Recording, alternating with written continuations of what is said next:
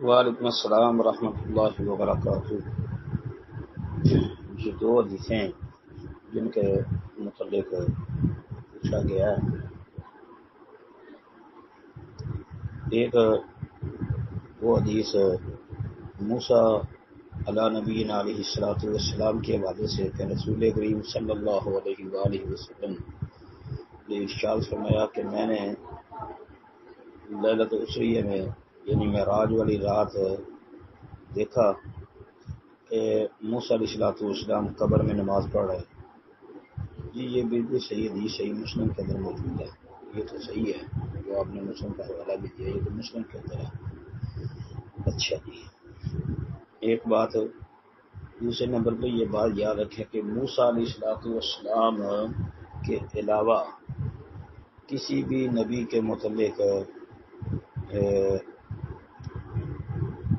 صحیح یا حسن سند کے ساتھ یہ نہیں آتا کہیں بھی کہ وہ بھی قبروں میں زندہ نماز پڑھ رہے ہیں۔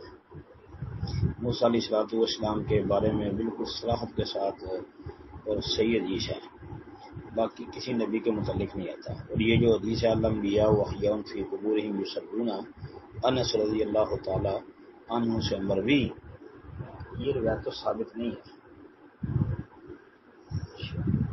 یہ شیخ البانی نے صحیح الجامع میں 2790 نمبر پر درج کی ہے، اور سلسلہ صحیحہ کے اندر 621 نمبر پر اس پر بڑی تفصیلی بحث کی ہے۔ اگر شیخ البانی رحمۃ اللہ علیہ کا صحیحہ کا کلام بندہ تفصیل سے پڑھ لے تو اس کو خود ہی پتہ چل جائے گا کہ اس روایت کی حیثیت کیا ہے۔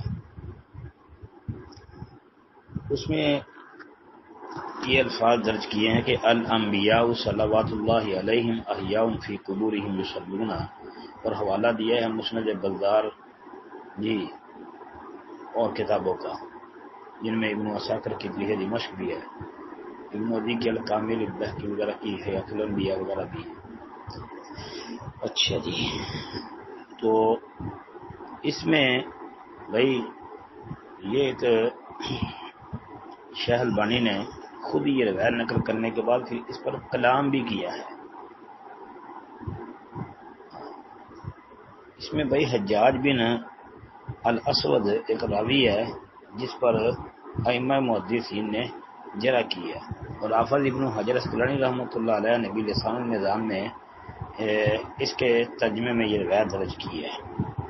پھر اسی طرح حسن بن قتیبہ ہے، اس پر بھی ائمہ محدثین نے کلام کیا ہے، اور حسن بن قتیبہ جو ہے اس کا ترجمہ بھی حافظ صاحب نے ذکر کیا ہے لسان المیزان میں، اس میں بھی اس پر روایت درج کی ہے۔ پھر امام ذہبی رحمۃ اللہ علیہ سے اس روایت کا منکر ہونا ذکر کیا ہے میزان کے حوالے سے۔ شیخ البانی رحمۃ اللہ علیہ نے خود ہی کلام کیا ہوا ہے۔ اچھا، پھر یہ الاحیاء انبیاء، یہ الانبیاء احیاء فی قبورہم یصلون والا جملہ ہے نا، الانبیاء احیاء فی قبورہم یصلون والا جملہ، یہ شیخ البانی نے جملہ ضعیفہ کے اندر درج کیا، اگرچہ انہوں نے صحیحہ کی طرف اشارہ دیا ہے، لیکن یہ روایت جو ہے نا یہ ٹھیک نہیں ہے۔